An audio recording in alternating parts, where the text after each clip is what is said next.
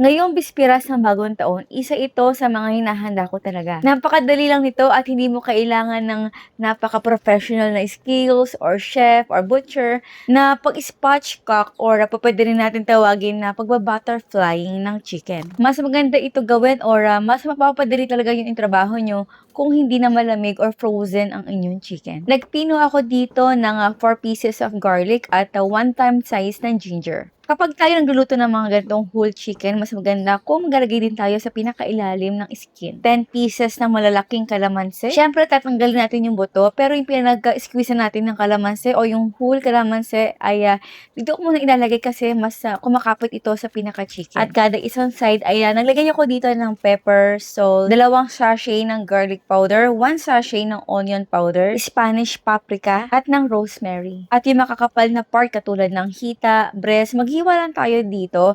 At naglagay ako dito ng pinagpagyaan natin ng kalamansi para tagusan talaga hanggang laman, hanggang kaloob-looban yung marinade ingredients natin. So ito ay kailangan lang natin i-marinate for at least 3 hours na nakalagay sa ref. At bago natin ito i-bake, nilalagay ko lang muna ito in room temperature for at least 1 hour.